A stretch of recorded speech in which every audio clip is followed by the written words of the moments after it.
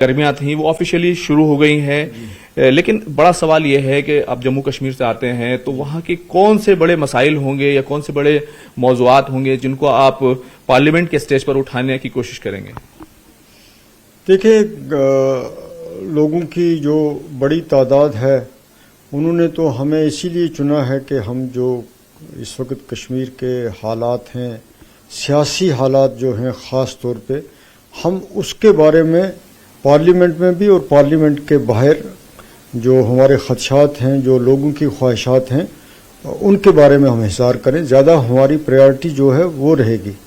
اس کے ساتھ ساتھ جو مجھے ڈاکٹر کرن سنگھ صاحب کہہ رہے تھے کہ آپ اس پارلیمنٹری کانسٹیٹوئنسی کی نمائندگی کر رہے ہیں جو آدھی جموں میں ہے اور آدھی کشمیر میں ہے، یہ ڈی لیمیٹیشن کے بعد بنی ہے.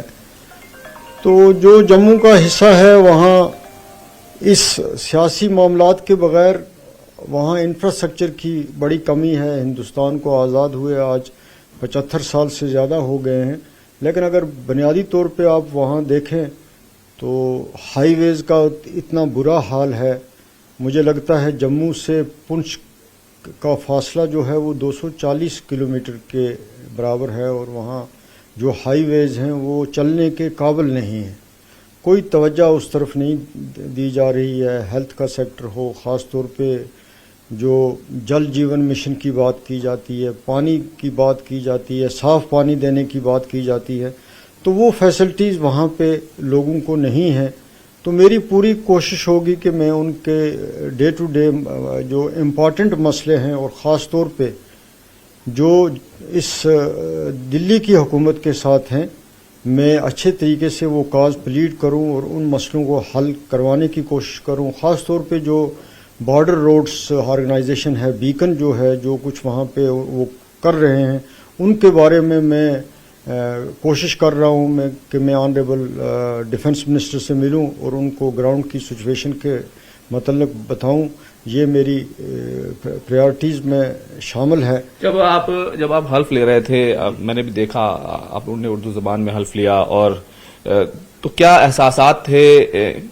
آپ نے سابق وزیر اعلیٰ محبوبہ مفتی جو ہے وہ دوسرے نمبر پر رہی، آپ کیا اتنی حمایت کی عوام سے؟ امیدیں تھیں، توقعات تھیں، جتنا پیار ملا، جتنی محبت ملی، وہ تمام جذبات کیسے تھے؟ نہیں، واقعی لوگوں نے بڑی محبت کی، بہت بڑی تعداد میں ووٹ دیے. اتنی میں خود توقع نہیں کر سکتا تھا. اور میں ساتھ میں یہ بھی سمجھتا ہوں کہ اس الیکشن کے بعد میری ذمہ داریاں بہت بڑھ گئی ہیں. لوگوں کو بہت زیادہ ایکسپیکٹیشنز ہیں مجھ سے. تو میری یہ پوری کوشش ہوگی کہ میں ان کی جو خواہشات ہیں ان پہ پورا اتروں. یہ میرا فرض ہے اور اس فرض کو پورا کرنے کے لیے میں پوری کوشش کروں گا. تبدیلیاں ہوئی ہیں ملک میں، نئی سرکار بنی ہے، جموں کشمیر میں بھی بڑی تبدیلی ہونے جا رہی ہے. جس طریقے سے الیکشن کی سگبراہٹ ہے، ووٹر لسٹ فائنل کی جا رہی ہے. وزیر اعظم خود شری نگر گئے تھے. وزیر داخلہ امت شاہ بار بار کہتے رہے ہیں پہلے الیکشن اور پھر اس کے بعد ریاست کا درجہ بحال ہوگا.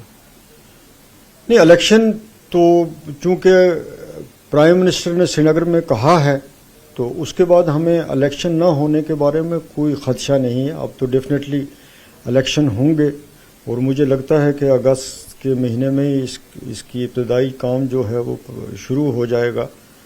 اور یہ ان کو ویسے بھی سپریم کورٹ نے بھی کہا ہے سپٹمبر تک کمپلیٹ کرنا ہے.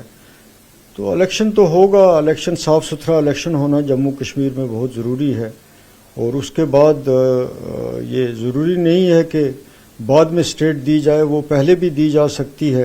اور اگر یہ پہلے اسٹیٹ کا اعلان کرتے ہیں تو وہ ان کے لیے، بی جے پی کے لیے بھی بہتر ہوگا. آپ چاہتے ہیں کہ پہلے اسٹیٹ کا اعلان ہو؟ کیوں ہونا چاہیے، پہلے اعلان ہونا چاہیے، کیونکہ کافی لوگوں نے سفر کیا پچھلے 5-6 سال میں. بہت بہت شکریہ بات چیت کرنے کے لیے. تو یہ تھے میاں الطاف احمد صاحب، جنہوں نے صاف طور پر کہا کہ اگر حزب اقتدار، بھارتیہ جنتا پارٹی اور مودی سرکار ان کو موقع دے گی اپوزیشن کو موضوع اور مدعے اٹھانے کا